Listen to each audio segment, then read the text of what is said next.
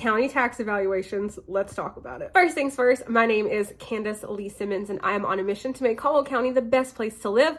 I've lived here my whole life, and I believe that that can happen with the right leadership and the right attitudes. Some of what I will be explaining today, especially in the beginning, might seem like common sense, but I can assure you it's not, and everybody deserves access to information. If you already know it, just feel free to skip ahead a little bit. And if not, I'm glad you're here and we're learning together. The tax evaluations are actually state mandated. According to, and my notes are over here, North Carolina General Statute 105-286 requires each county to reappraise all real property within its jurisdiction at its true market value at least every 8 years. And the market value of something is the estimated worth of an asset in a competitive market. And ours is very competitive right now, which we're getting ready to get into. Based on my research, it seems like Caldwell County does this every 4 years as opposed to the mandated 8 years. Couldn't really find any information on why, but I don't suppose it's a good or bad thing, neither here nor there. Now that we understand the basics, let's talk about why we're seeing these crazy significant jumps that has everybody so upset, and rightfully so. During the February 2025 commissioners meeting, one resident got up and said that he saw a 90% increase. Now that is someone saying that on record. Outside of an official record,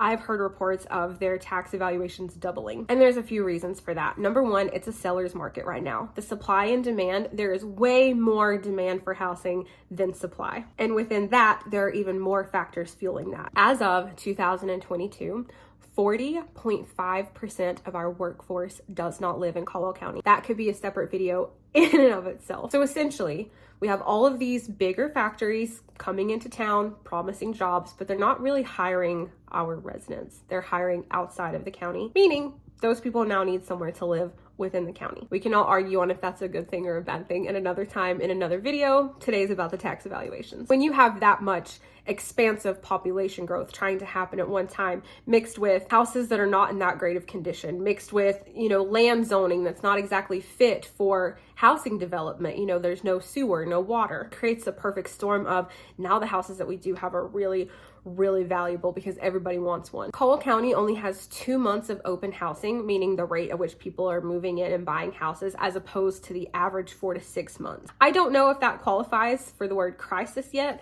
but it certainly ain't looking good. Now, that is being addressed, again, another video for a different day. We're talking about tax evaluations, but that is what is fueling these crazy high numbers. That, and these evaluations aim to bring things up to market value, as we stated. It is possible that your home was not properly evaluated before, and now that it's properly evaluated, you're going to see a significant jump. There's also low interest rates fueling the housing market. There's so many numbers going into this supply and demand issue. But another reason is that some of it's error. These are blanket assessments. Nobody's going house to house and individually looking at anything. They're using other houses in neighborhoods. They're using neighborhood estimates, computer programs, a whole lot of things to perform these blanket assessments. Now that we've covered what's happening and touching on the most hot button topic as to the significant jump, let's talk about the pros and cons of this. It does ensure that people with really nice properties are paying their fair share. People that have had work done on their house, built additions, etc. It also makes sure that people that have had significant hurricane damage are paying their fair share and paying less. Let's not throw the baby out with the bathwater. We all hate taxes, but they're doing really important things, you guys. And a higher tax rate does mean the ability to do more things. They fund libraries, EMS, schools, fixing fixing potholes in the road, all kinds of stuff that we don't want to see disappear. This data also attracts businesses and developers to the area. The data is very important. The cons are obviously that it will inevitably lead to higher tax bills. And while the property value may be going up, and this is the most important thing, and I believe why the average resident is so upset, understandably so. While the property value is going up due to this influx of growth, our residents are still only sitting at $30,000 median income a year. If these tax rates reflect the new appraisals, that could significantly burden our current population, which will have a trickle-down effect. Because when you look at the data, typically people that work here but don't live here are spending their money where they live. So then we would have a workforce that's traveling here and not really spending money here. We would have a home base of people who work here and not spending money here because they can't afford to. It could further contribute to the homeless issue we're having. There's a lot to take into consideration when our county commissioners are setting the tax rate, both good and bad. So how does this affect your tax rate right now?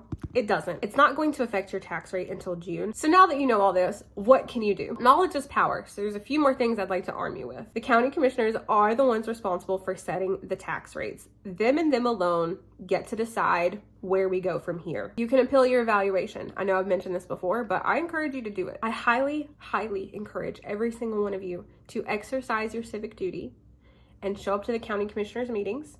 And if you can't, they are posted online. I will most certainly keep tabs on this story as it develops, and there'll be a huge update in June. Please come to the county commissioners meetings. Let them know how you feel, how it's going to affect you and your family, how it's going to affect your business, and any other concerns that you may have. How will they know if we don't tell them? But until then, my name is Candace Lee Simmons, and if you have any topics you would like to see me cover, a business you would like to spotlight, do let me know. Thank you so much for watching, and let's build a better backyard.